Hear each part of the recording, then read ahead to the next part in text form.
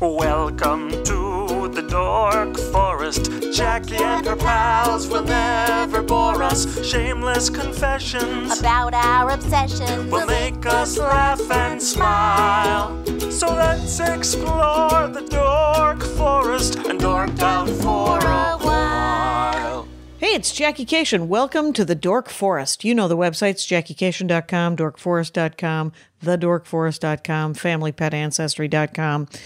You're probably already there. Let's do the credits. Mike Rickberg composed and sang that song with his wife Sarah that you just heard. He's going to sing his version of the Mexican hat dance at the end of the program. Patrick Brady is going to fix this audio, and Vilmos works on JackieCation.com, the website. There are many ways to support the show. The Amazon link is one. You can use an Amazon link from JackieCation.com or DorkForest.com to go to Amazon. You order like normal, and it supports the show. There is a straight-up donation button, PayPal or Venmo, to this email address that is mine, Jackie at JackieCation.com, where you can just donate to the show if you like the show a lot. I think PayPal has figured out a way to do a monthly. If you want to go monthly, please do. Other ways to support the show if you want to is you can buy merch. There's Dork Forest t-shirts, and all the shirts are union made here in America, so they run a little big. Union Bayside, so if you want to look up their size chart. And then the other merch is my stand-up merch. On JackieCation.com, you can watch me do stand-up, you can look at my schedule, and the stand-up merch, a couple of different t-shirts, a couple of different enamel pins, and all of my CDs and my DVD. If you want to live stream my DVD, it's over there at comedyfilmnerds.com. They have a live streaming capability, or you can get a hard copy of the DVD on my website. Oh, there are premium episodes at Bandcamp. TheDorkForest.bandcamp.com has probably 10 episodes that were done live. They cost me a couple of bucks to make, so I charge you a couple of bucks. If you've run out of regular episodes, go over to TheDorkForest.bandcamp.com and get some more. Other than that, I say this. Let's get into the show. Hey. It's Jackie Cation, and I am in my hotel room with Justin Herrmann in Kansas City, Missouri. Because we're in the Dork Forest, and Justin Herrmann, you live here. Yes. And you were like, hey, can I do a Dork Forest? And I said, yeah, attainable goal.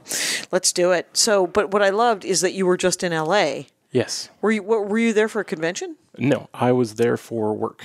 Okay. My job has a location in Lenexa, which is right next to Overland Park, and it also has a location in Anaheim, and so I was in Anaheim this week. Which is right next to Disneyland. Yes, it is. Very exciting. So, by the way, Justin Herrmann, if you want to follow Justin Herrmann, is _J_Herrmann, but it's spelled Herrmann, Herrmann, with another underscore. It'll be in the notes.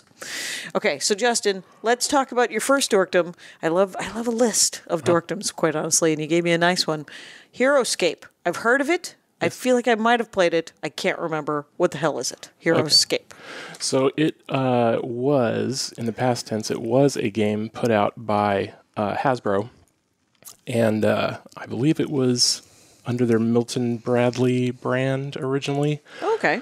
And it came out in 2004. Let me get you have brought notes. I love it. I made notes. It's my favorite. Right. So released in 2004. It had some popularity, and then they changed it over to Wizards of the Coast distributing it. Oh, okay. And that's when they came out with their Dungeons and Dragons themed sets. Of course they did. And a lot of people in the Heroscape community thought, oh, this is just them trying to get people into Dungeons and Dragons and not into Heroscape. But it turns out you can play both games, or just one, or the other. And is Heroscape more superhero-oriented? It is. It does have superheroes. They signed a license with Marvel, and they put out a Marvel little... It's not really expansion, but it's kind of a group of Marvel characters and some extra terrain pieces.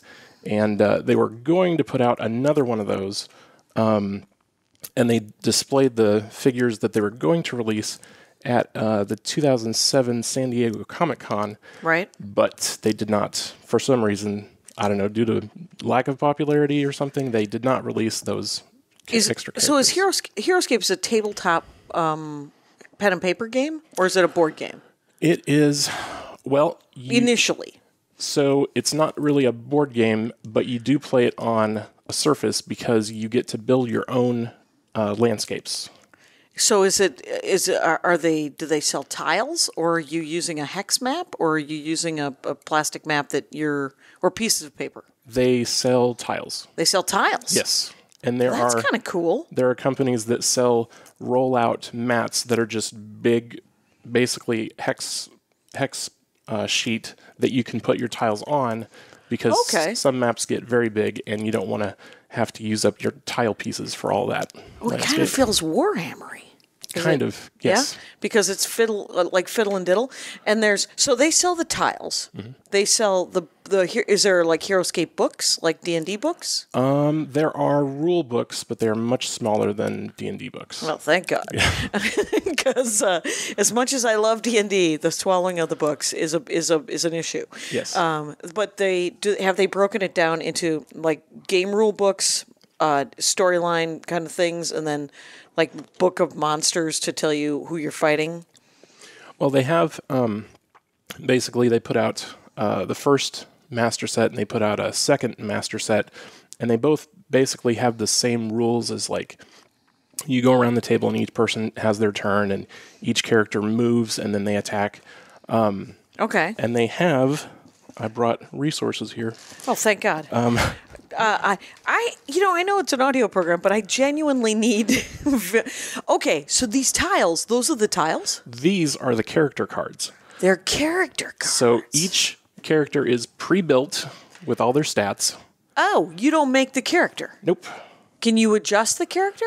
No. Not particularly. Okay. No, there are some characters that if you, they have hit points. Like this is the character card for Red Skull, and it says up here that Red Skull has 5 life. Okay. And so that's his hit points. So you can hit him 5 times. Okay. And you put little markers on the card for every time you hit him. Yeah. And so he can, he can do whatever until he's hit 5 times. Right. And then he's removed from the game. Oh. And now are you dealt out a hand of characters? So there is a point value at the bottom. So each character has a different number of points. Right. More powerful characters cost more points.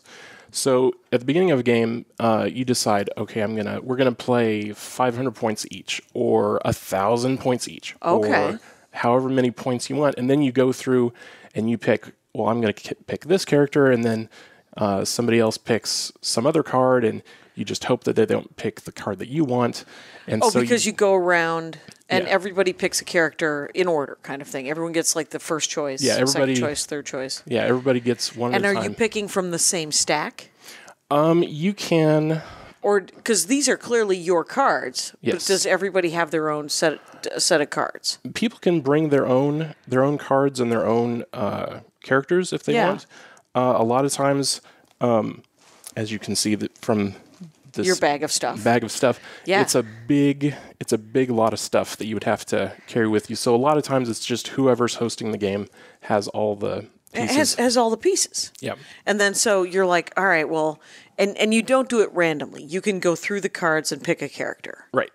Oh, that's cool. So let's see. Here are all the Marvel characters. Okay. Is this all that there are possible? Like the ones that have been released, or are there a boat ton more? So the ones that have been released are Captain America, Red Skull, Silver Surfer, Thanos, Hulk, Abomination, Spider-Man, Venom, Iron Man, and Doctor Doom. What a weird, eclectic decision. Yes. So this that group of characters was released in 2007. Okay. Which was before the MCU existed. So, right, because didn't the movie start coming out in 2008? Let's see. Iron Man. No, 2000. Yes, Iron Man was released in 2008. Okay. And then Hulk was later on 2008. Iron Man 2 was released in 2010. Right. And then, because all the others. The whole 10 years, 22 movies, this type of thing. Yes. So 2007, they released these, and they just are sort of, well, these are the ones everyone's going to want to play. So I don't know if the Ang Lee Hulk movie had come out. You don't want to make me Ang Lee. Remember that joke? Have you heard that joke? That is new. Stuart Lee is a British comedian, and he has a very, very slow play joke where because he had to interview Ang Lee, and he said, before we start the interview, I just want to say, don't make me Ang Lee, because you wouldn't like me when I'm Ang Lee. And Ang Lee said, What do you mean? And it's the longest, because Stuart Lee loves a slow play silent joke. He's a British comic. Everyone should look into it because he's one of my very favorite comics of all fucking time. He is essentially if Andy Kindler and Bill Hicks were one person. That's awesome. Yeah, which is amazing. So I think the Ang Lee one. I don't think the Norton one was Ang Lee, was it? No, the Norton one was, that was the one in 2008. That's right. Okay, so Ang Lee had come out earlier, and it was pretty bad. Yeah, I did see that one. Yeah, I saw that one. The comic book transitions between scenes and all that stuff. They did what they could. I mean, how they superhero fatigue, superhero movie, whatever. They're saying that people are tired, and you're like, no, they're just tired of shitty. I just can't watch another Phoenix Rising. Now, are you going to see? They're going to re-release Endgame. They did re-release it with an extra 45 minutes, and are you going to see it? Are you? I want to, but I also don't want to sit through another 45 minutes. But I'm going to buy it. I would like them to beat the Avatar record. Of longest movie in the world? Of most box office money. Oh. Because Endgame is like $2.75 billion. Right. And Avatar is $2.78, I think. Hilarious. That might be why they did it. That is exactly, yes. And I have to say that I liked Avatar when it came out. Yes. But when you look back on Avatar, you're like, no, it was just okay. It's just a special effects right. movie. I had a guy, that guy that I just went on I went on the road, I did Eastern Europe, and the guy that ran, a guy named Vargas Mason, we're sitting in the car, and he goes, 5 favorite movies of all time. I'll go first, Avatar. And for the following 3 weeks, this is day one. The next 3 weeks, we were like, are you kidding me? We're like still shocked 3 weeks later that Avatar is in his top favorite of all time. You're like, no, man. Yeah. It's a perfectly good movie, but no. Yeah. Oh, I want to say I did appreciate the Endgame spoiler episode of The Dwarf Forest with you and Andy. Oh, there you go. We're going to go see Spider-Man and do that one as well. Because people really liked it. Yeah. Even though I usually do the Comedy Film Nerd spoiler. Okay. But it's not guaranteed. They don't always ask me. And you know what? I really like it. Yes. Yes. And it turns out I have a dorky podcast, so I can do it. Get it out somehow. I can get it out. It'll be fine. Okay. So now I've weeded off from the world of Heroscape. Yes. These are the character cards. Right. What do the tiles look like? So these are sort of they're giant sort of hex looking cards. They look like right. They are atoms. They are, the technical name would be a truncated, stellated hexagon. Well, so it would look like a 6-pointed star, but they chop off the points, and so they look sort of like 6-pointed gears or something. Yeah. So what you can do when you're laying out all your cards is you can fit them into each other and sort of... Oh, because how many characters does each person get? Well, it depends arbitrary? It depends on the points. So usually it's, 5 or 6 character cards.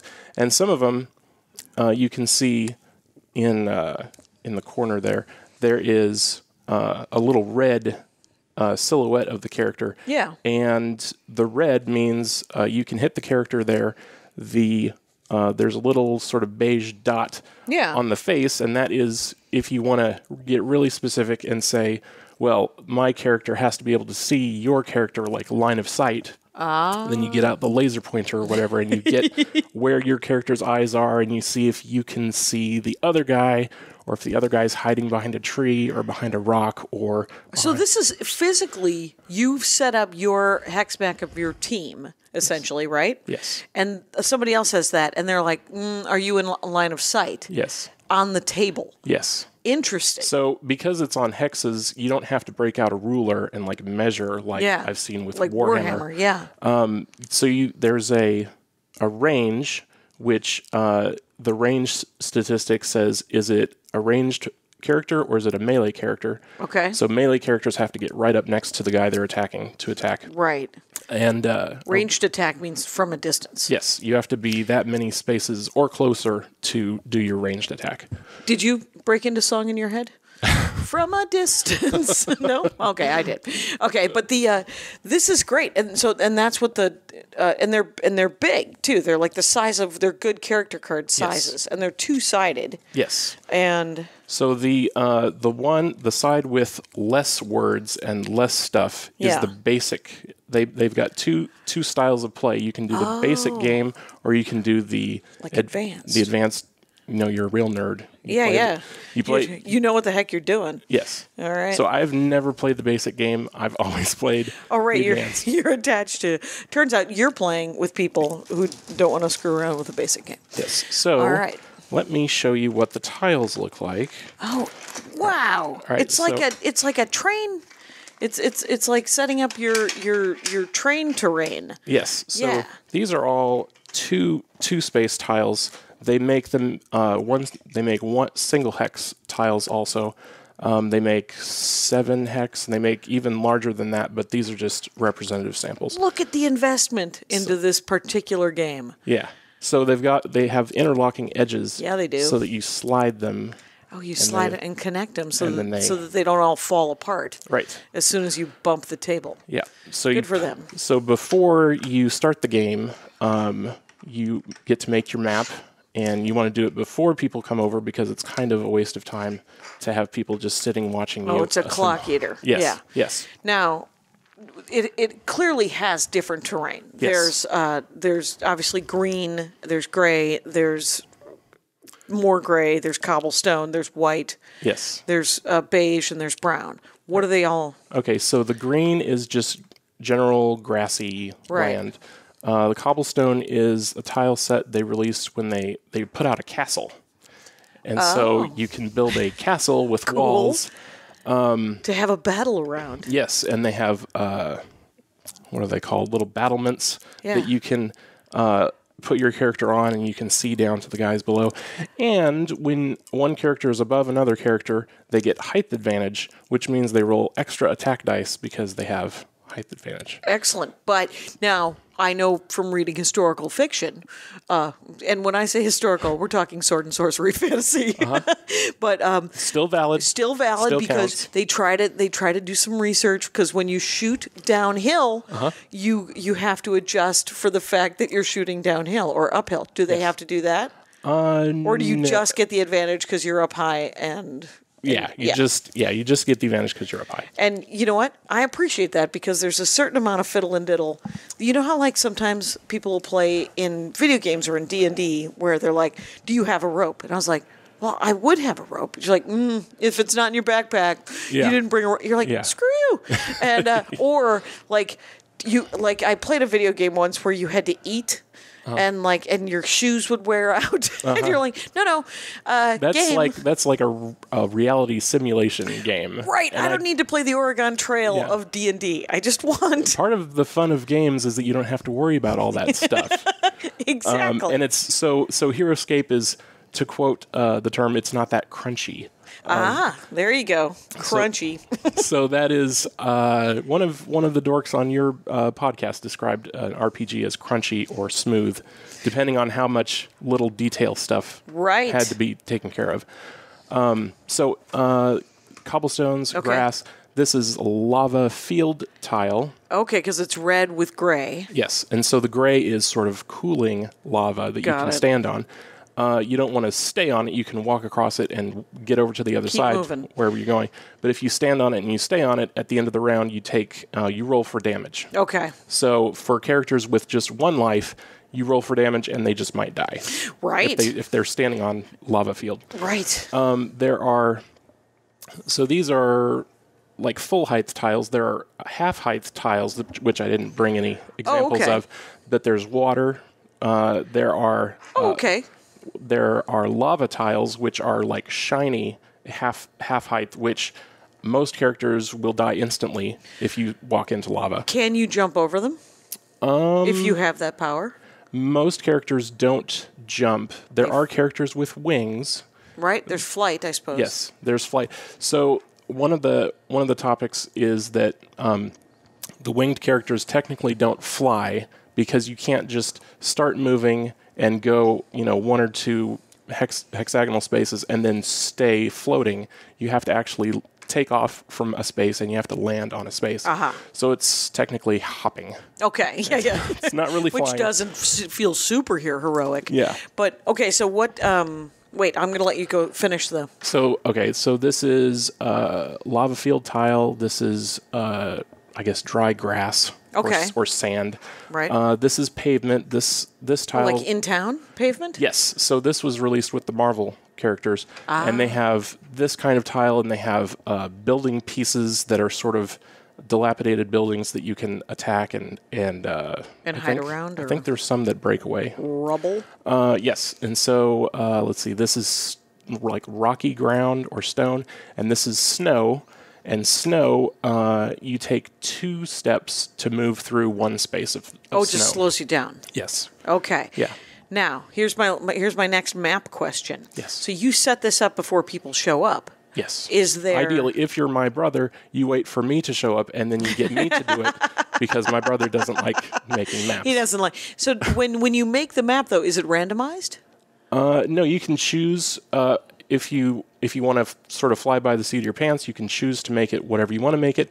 There are also software programs that let you design maps ahead of time and print them out, and then you can follow the pattern of what the map And looks like. are you writing the stories, or is there mods? Are there module stories that have already... adventures that are already written?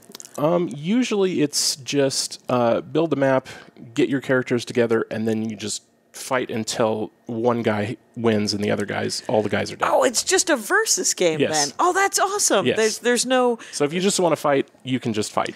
Interesting, because sometimes, and this is not always, but sometimes when I play D&D, it'll be what I like to call a political episode.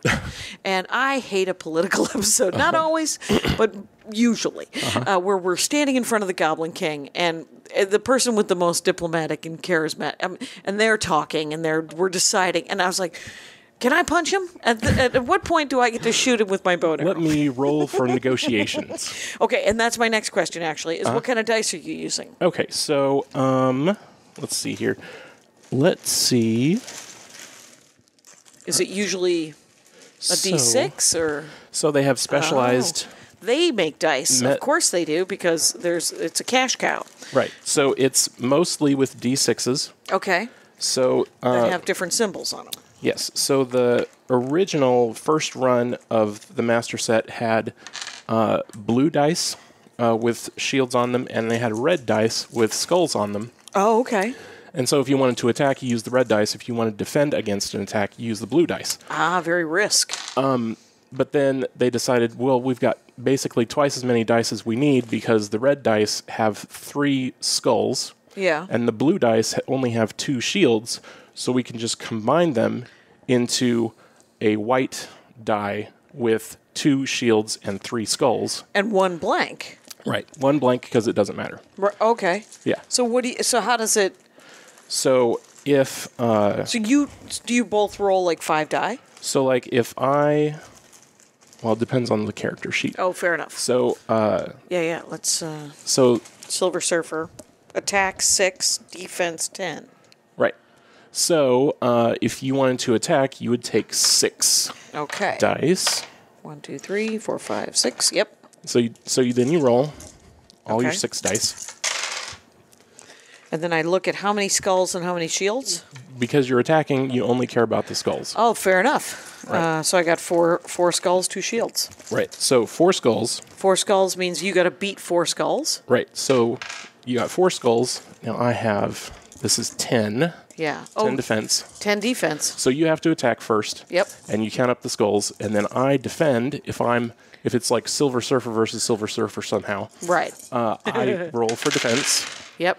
And then I count up, so these skulls do not matter for my defense. Those skulls don't matter. Gosh, that's a good attack roll. Yeah. That one's a blank. So these 2 came up shields. You got 2 shields against my 4 skulls. Right. So you have 2 overall. You have 2 attacks that got through to me. Your defense. So if I have hit points, then I put 2 little hit point markers on my card. So I would take. And are hit points your life points that are on this card? Yes. Okay. So I would take 2 of these and put them on the card, and if that equals whatever hit points were there before, or exceeds the hit point number, then my character is dead. Okay. But as it is, Silver Surfer has 6. Right. So you can take 6 hits. You can take 6 hits, but when you take 6 hits, essentially you take him out of your character field because he retreats and it's dead off. Right. He's dead. He's right. Yeah. All right. So that guy's done. Yeah. That guy's dead off. So you take him off the map. You take the card away. He's done. And his character goes off the. Yes. And now, yeah. Yes. This actually looks really fun. Yes. It is. What is it? It turns out you enjoy it, Justin Herrmann. I did not waste my money on something that is awful. That you do not enjoy. Yes. So with the basic card set that you get, how much is that? Is it $20 or $40 or? So the master set came out in 2004, and it was probably $40, maybe? The first master set, maybe and what's in the first master set? Don't quote me on that. No worries. It came with a bunch of big tile pieces. Okay. And to make the map. Yes, to make the map, and it came with the rule book, and it came with one set of dice, and it came with probably 20 characters. And 20 characters, sort of like when you buy a but better, because when you buy a starter pack of magic cards, and granted, I believe they're only like 7. I mean, then it might be $20, but they give you characters. They give you a small map, yes, or enough to make a small map, yes, and one set of dice so that you can play. Yes, that's not bad, and it might be $40. Right. So then, after they came up with the master set, then they came up with the expansions, or the little add-on booster pack guys. Sure. Which were about $15 each. Okay. And they had either a couple of squad characters, which a squad is like 3, or this card has 4 guys. Oh, so it's actually its own team as on one card. Right. It's a squad. Right. The Axe Grinders of Burning Forge squad. Yes. All right.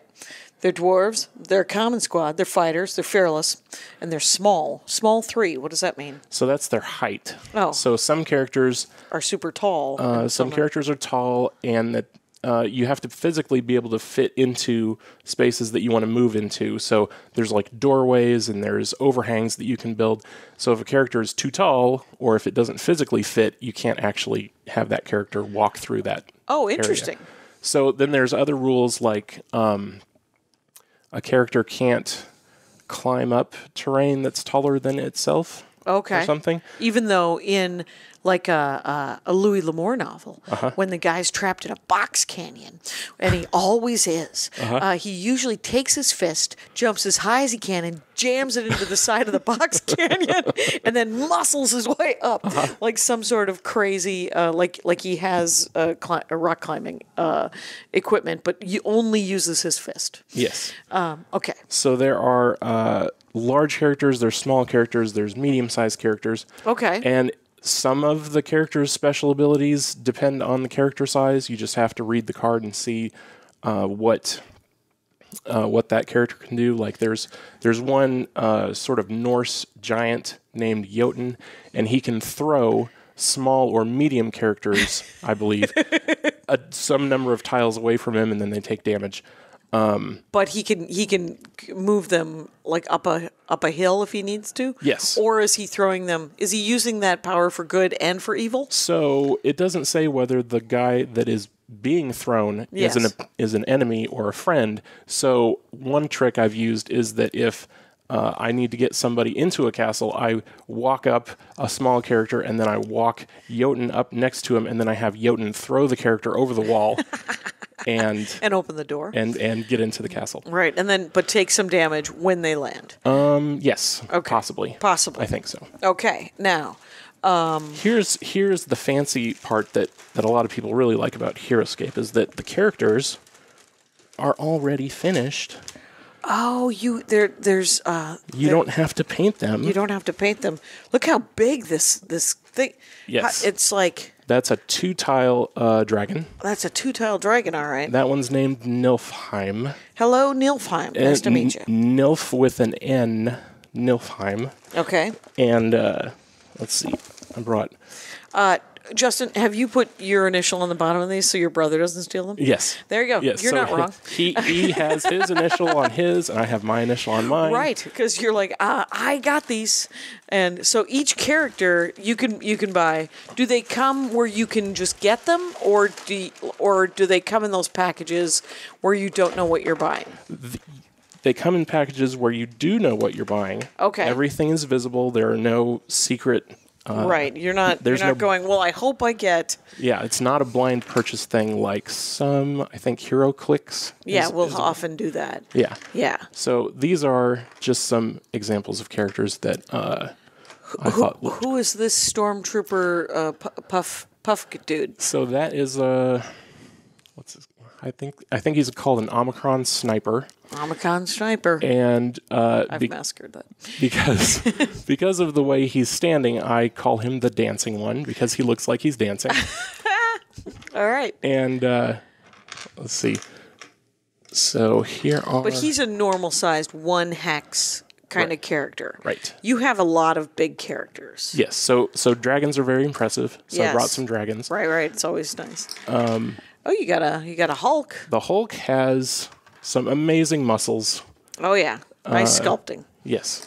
Let's see. And Thanos, for some reason, This guy than has the Hulk. This guy has some amazing wings. He really does. Super tall.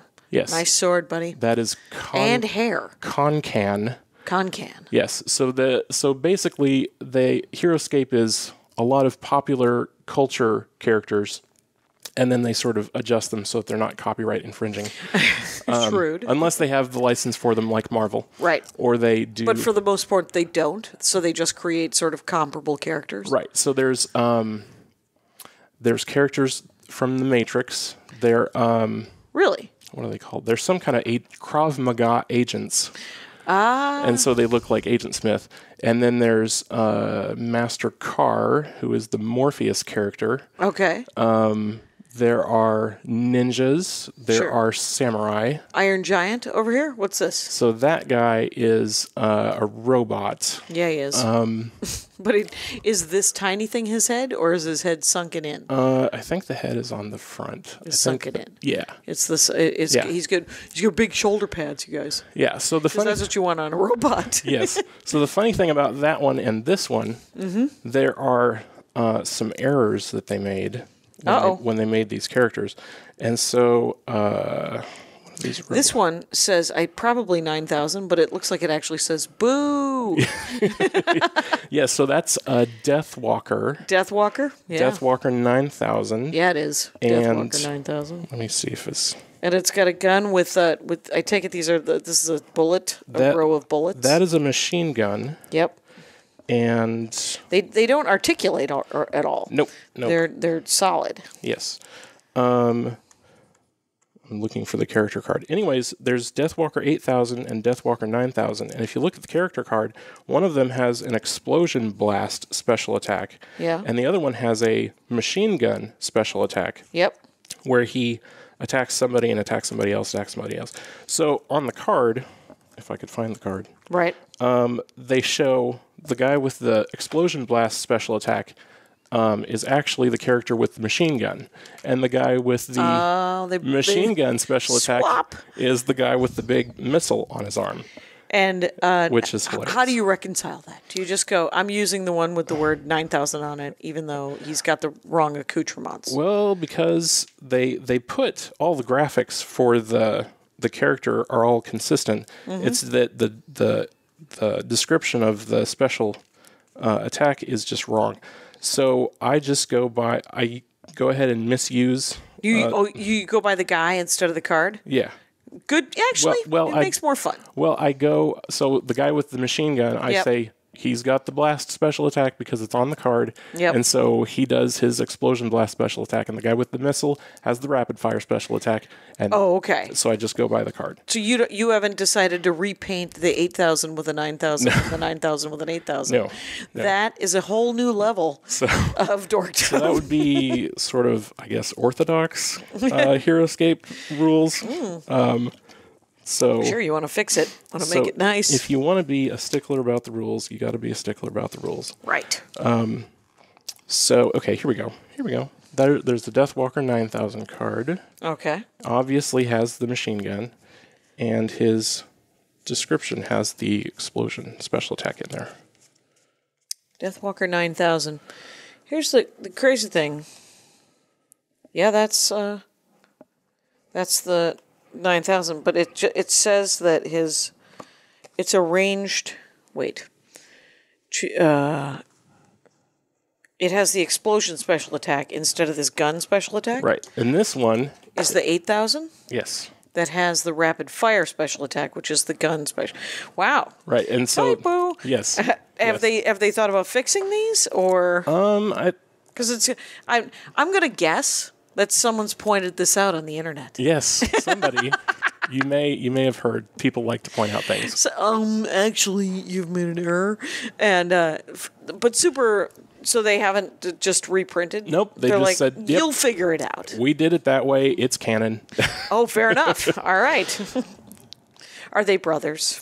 Robots? Are they related in any way, shape, or form? Are there backstories for these things? So there are groups of characters, and they all have their own special symbol. So this symbol is the. It looks like kind of a claw with an eagle eye. Yeah. So that is the. What are the names of these guys? Because they'll team them up with different. Right. So you can. Does it give them power if they work together? Sometimes it does. Okay. Because that would make sense. Like in Marvel Puzzle Quest, if you play with both Iron Fist and Luke Cage, they supplement each other. They both get a bonus. Same with if you play with more than one Guardian of the Galaxy. So there's MCU team. Yes. So there's sort of enhancements that if you have a particular hero card and you have a particular squad card, that there is, like, if you have your order marker on the hero, then he can take a turn with the squad, and then he can take a turn himself. So it's like double. Yeah. Yes. So there are only certain guys that works with. Right. So there's like the bad guys basically are. Yeah. I think these are the... Right. So on the cards, do they do their alignment? Chaotic, good, evil, any of that? Right. So there's, on these Deathwalkers, they're a Soulborg type. It's a unique hero. It's a Deathwalker. He's precise, large 7. And so it's basically even further detail kind of rules will say if there is this type of character next to that type of character, then do this or do that. Oh, okay. Or so there are directions if you're in the neighborhood with a character that has more backstory. So this thing's been around for 12 years. Yes. So they're constantly creating new characters and new maps, or no? Well, spoiler alert. Spoiler alert! It was discontinued. Oh, no! Yes, it was discontinued in 2010. Oh, that'll hurt you. Yeah. It was not cool. So they started in 2004. They stopped in 2010 after Wizards of the Coast released their D&D expansions. And so now they're just like, there's the Heroscape community that still exists, and you guys are all playing with stuff from 2010. Yes. So you can buy, like, originally either these characters came in a master set or they came in this expansion or that expansion, or some of them, actually about 4 characters were released specially at Gen Con. Oh. Which you had to go to the Gen Con to get the character. Sure. And those are very collectible. Poor thing. You got to go to Gen Con. Yes. I love Gen Con. I really do. Yes. It's So they're actually not, you're not totally out of luck because the characters they released are just repaints of other characters. Okay. So there's a knight that was released at Gen Con that was, you take this standard knight character and you paint him black because he's mean. He's a evil knight. And then there's a... Do you have dupes of some of these characters? You can. If you want, I got just one of each. One of each. I don't have dupes of any. Do you have all of them?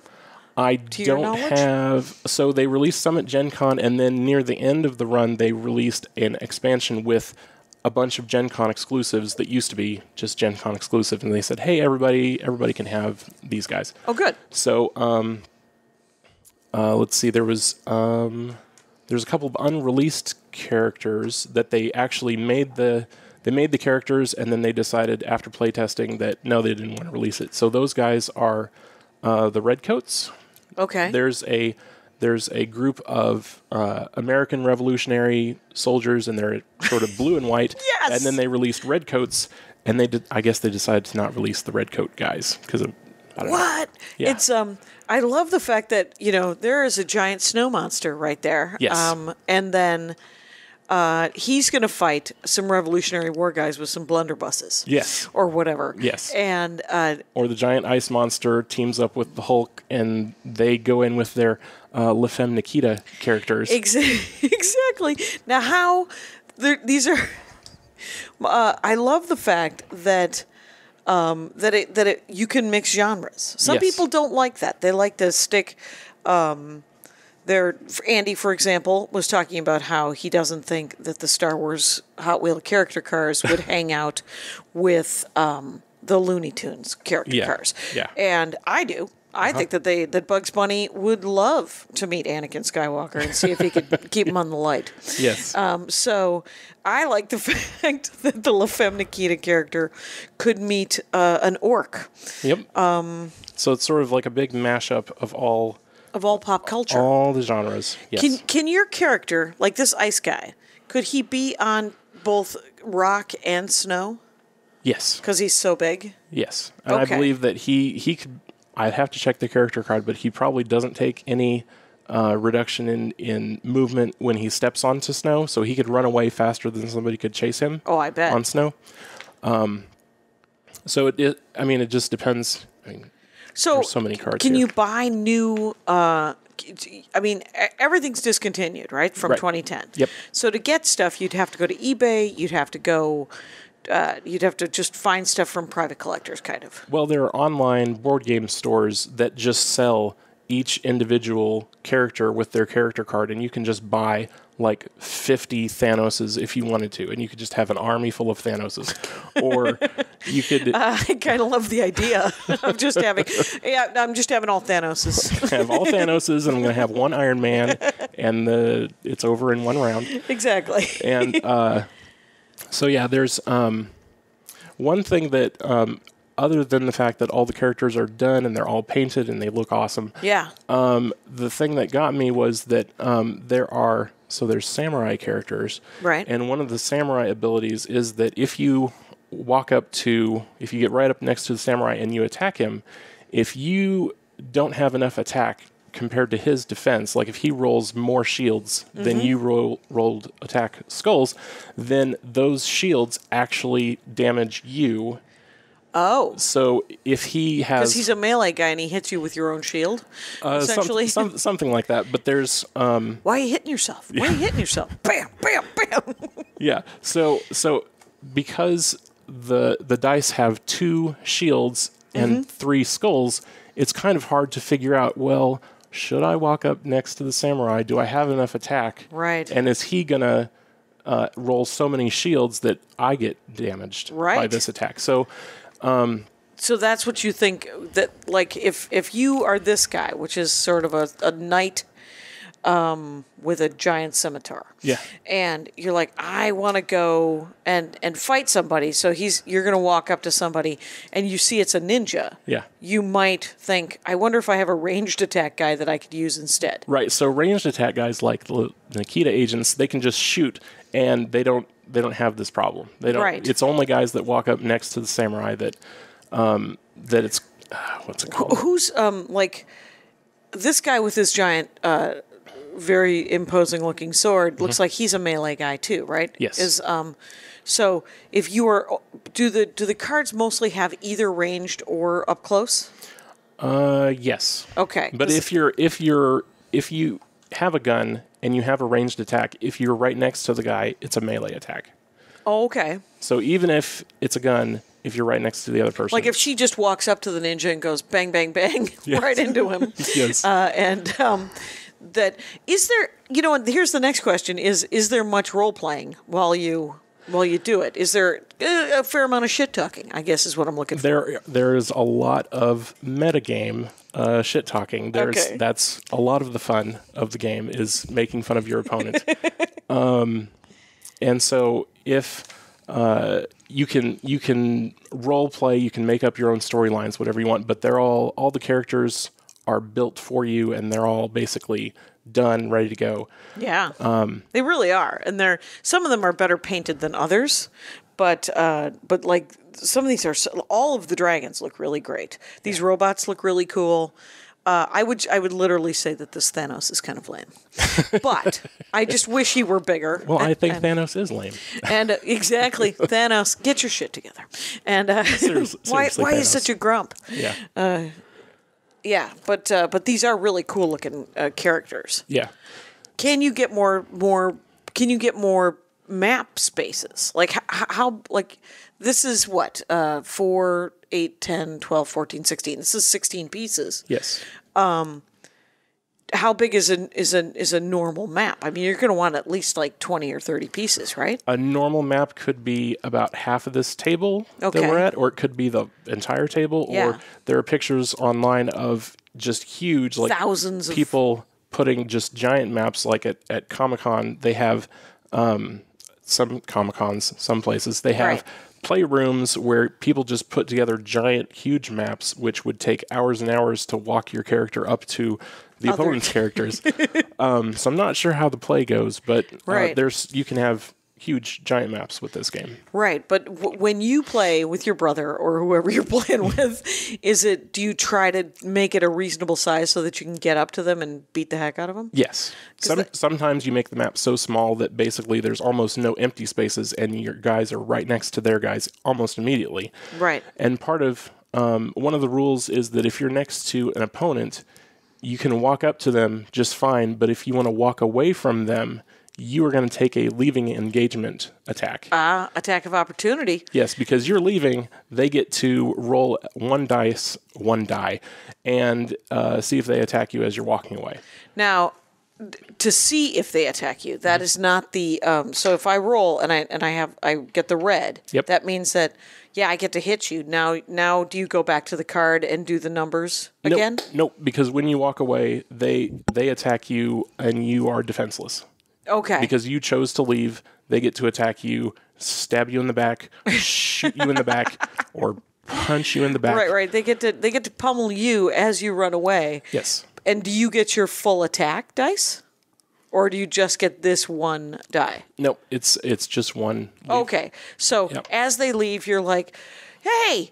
Yeah, you walked away. You walked away from me. Walked away from me. I'm going to throw this at you, yes. or whatever. I'm going to hit you right in the back of the head. Yes. And then they take either one hit, or if it's a shield, they don't take a hit, or if it's a nothing, they don't take a hit. Right. Okay. Very simple. Makes perfect sense. Yeah. So the thing that, because I'm kind of a math nerd, is that the thing that intrigued me was that, well, is it a smart idea for me to walk up to the samurai and attack him? If I have 4 attack dice and he has 4 defense dice, well, there's basically a 3 out of 6 chance that I'm going to get a skull, but there is only a 2 out of 6 for him to defend. So obviously 4 attack is better than 4 defense. Right. But is 4 attack better than 5 defense? Is 4 attack better than 6 defense? When do the odds not make sense? Yes. I see. So it's basically, since there are 3 skulls on a die, the probability is 1/2 that you're going to get one of those skulls. And on a defense die, or if you're rolling for defense, it's a third, 2 out of 6, so it's a third. So if you roll like 1,000,000 times 4 attack dice, the average is going to be 2. Okay. It's basically the probability that a skull is going to come up times the number of dice. Right. So if you got 8 dice, you've got half probability for each dice, then the average is going to be 4. Right. So his defense roll is a third times the number of defense dice that he rolls. Okay. So if he's got 6 defense dice, 6 divided by 3 is 2, so his average is going to be 2 shields.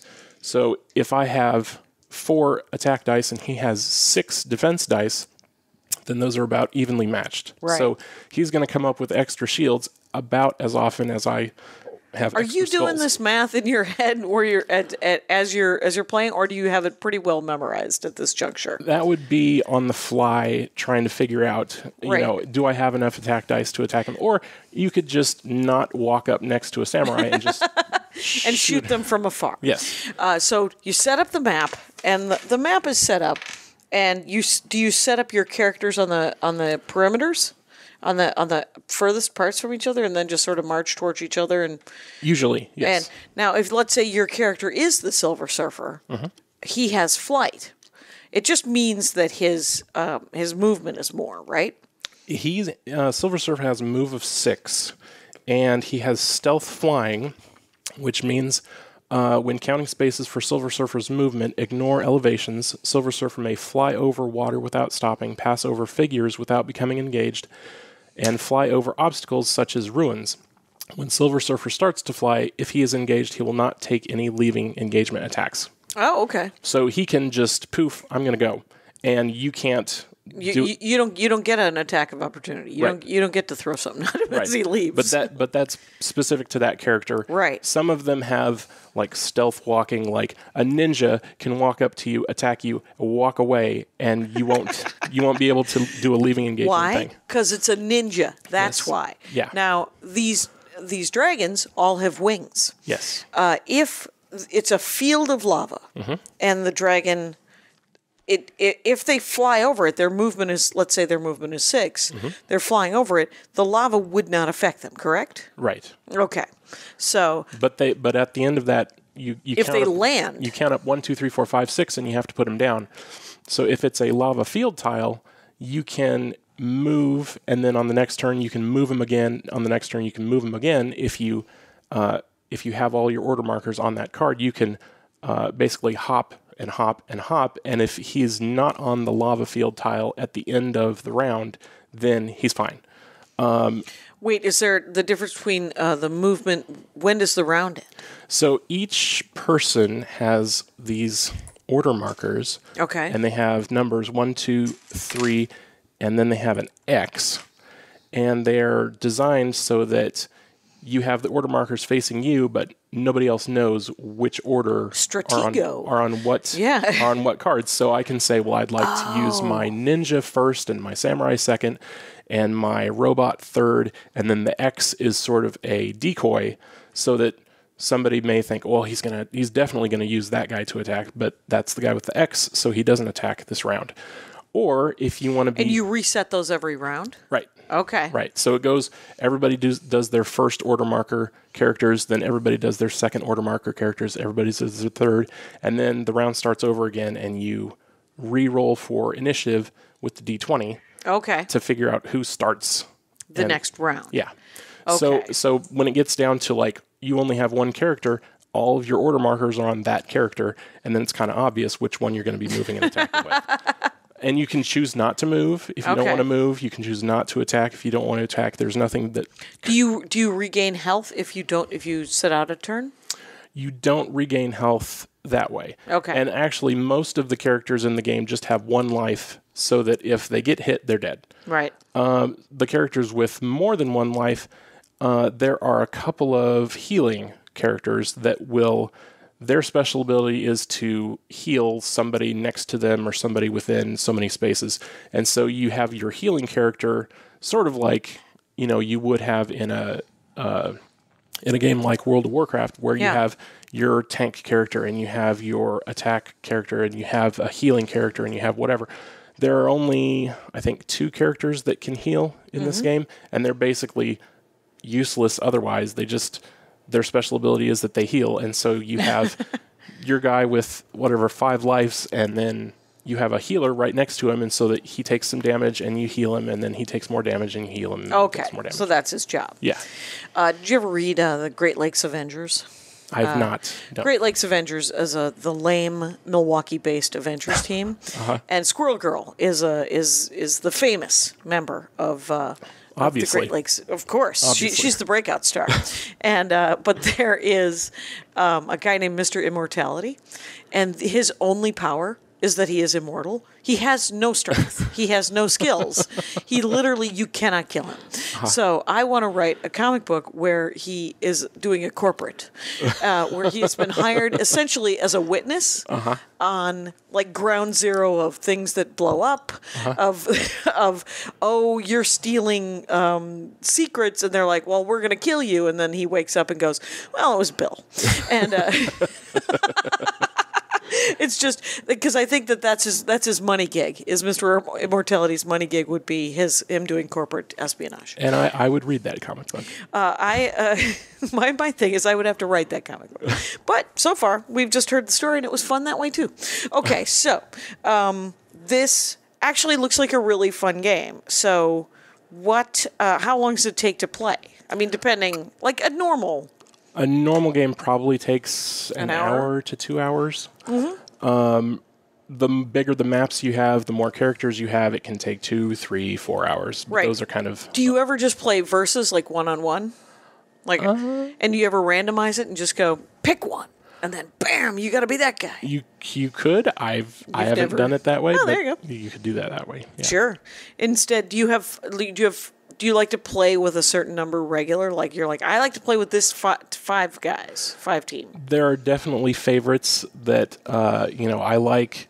I like the Omicron snipers, or I like because they can. Yes, the little dancing guy, the dancing robot, or stormtrooper looking. There are other characters that have the same color scheme that are also some kind of Omicron robot that will help. Like if you surround your enemy with these other robots, then it helps that guy. You roll more attack dice if the other friendlies are surrounding your opponent. Okay. So it just depends on what the card allows you to do. Yeah. So you like to play him with those other characters. Yes. And like let's say I just hit the mic.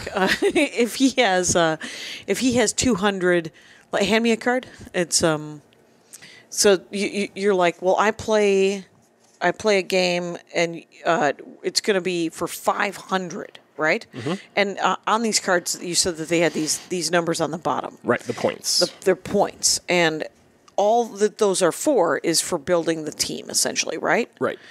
Because you're like, well, you can come up with as many cards or as many characters up to 500 points. Yes. So you're like, well, I'm going to be this group, this axe grinder burning forge group for 70 points, and then I'm going to be an Omicron sniper for 100 points. That's those guys. Right. And then these are the other guys, the Omicron repulsors. Okay. That help, and then there's for 40 points. This other guy, Zetacron. What if he's also a robot. And you get as close to 500 as you can. Right. Without going over. Right. And you're like, well, there's 10 points I'm not using. Yes. And you're like, well, that's your set sack. Then that would be, you would pick the red ninja. Oh, because there's an extra red ninja that's just 10 points? Yes. Okay, so you just have cannon fodder is what I'm... Izumi, the red ninja? Yeah? Yeah, there's a couple of guys, they're go-to characters. If you only have 30 points, or if you only have 10 points, I don't think there's a 5-point character, but I'm sure somebody's going to say, actually. Actually there is, because this Death Chasers of Thesk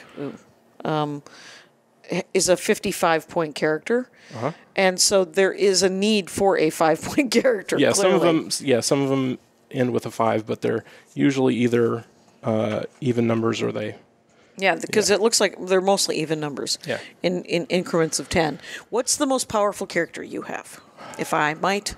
Like, what's the most expensive character? I think Thanos is the most expensive. And he cost like 300 points just by himself to have him as a character? Where are those? The Marvels? I don't actually... You had them, they were separate. Yeah. Are they up there? They might be. Yeah, I think... I think Thanos or Abomination, or I'm not sure. Yeah, but it's like that, and they end up tend to be more than. Well, so the dragons are more expensive than the normal size characters. Right, because they're 2 hex worth. Yeah, so they're naturally going to be more expensive. And when I started playing the game, I thought, well, I'm just going to get an army of dragons because that's awesome. Yes. And so I said, let me get lots of dragons, and I used up all my points on dragons. And so you could have just 2 or 3 dragons, and the other guy has, I don't know, 5 squads, and so each squad has 3 or 4 guys. So the other guy has like 15 or 20 individual characters, and you have your 3 dragons. You're like, these dragons are so awesome. The dragons usually get killed. Right. Well, because the thing is you can't use your placard, your order things, because if you only have 3 dragons, you're like, it's pretty obvious what you're going to be fighting with. Yeah. Because when you put it in order that, and if you're attacking, you want to attack the one that's going to. What's the advantage of knowing who's going to attack first? It seems obvious, but I can't think of why. So the reason that the order markers conceal the order from other people is because you want to make the other person think that you're going to attack with somebody that you're not going to attack with, or that you're not going to attack with somebody that they think you will attack with. And actually, when I started playing the game, I thought the order marker thing was stupid, so I didn't use it, and so it's just whatever character I wanted to use is whatever character I used. But when you use order markers, you're restricted to, like, if you have a squad with 3 characters and 2 of those characters die, like if you want to use that, well, if 2 of them... What's left of the squad. Yeah, if 2 of them are dead, you can only use 1. But if you want to actually use them, you want to have an order marker on that so you can use the last remaining character. But if he dies before you flip his order marker over, you just basically wasted one of those order markers. Okay. So you have an order marker on a dead squad. Yeah. And so you can't use it because they're all dead. So you want to make sure if you think some guys are in peril, you want to use them before they all die. So okay. Yeah. And if it has an X, you can't use them that turn? So if it has an X, that's the dummy, or that's the decoy order marker. So that's just...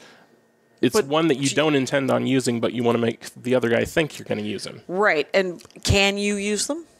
With the one with the X, no. Okay, yeah. And so when you're looking at your order markers, and you say, which one am I going to put the 1 and the 2 and the 3, you may place the X order marker first, and then your opponent thinks, well, he placed that order marker first, so that must be the number 1. Right. But maybe it's not. I see. Okay. So it's sort of a...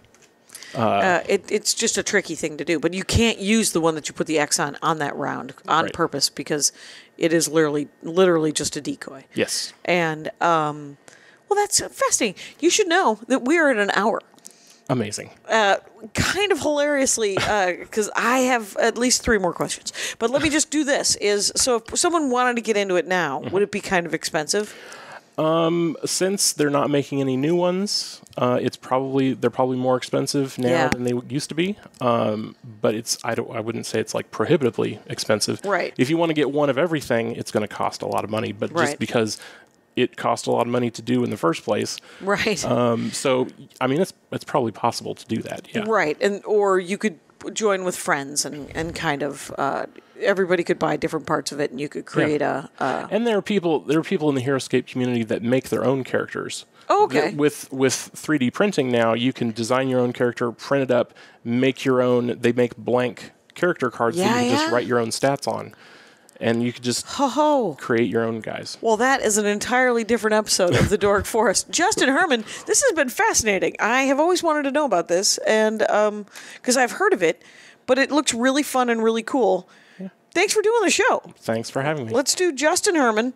It is _J_Herrmann, HERRRMANN, last underscore. You were collecting underscores. You're obviously on Twitter. Yes. And that's just on Twitter, right? That's the only. That's your social. That's your social media presence. Yes. That people can go, hey, I want a 3D printer. Yeah. Anyway, thank you for doing the show. And Rangers, you know the rules out there. Take care of each other. My hat, my hat, my hat. They're dancing around my hat. My hat, my hat, my hat. Well, what do you think of that? If it looks like a Mexican hat dance and it sounds like a Mexican hat dance, it's most likely a Mexican hat dance. So take off your hat and let's dance. Yay! Oh my God. Why don't we just call that as the end of the show?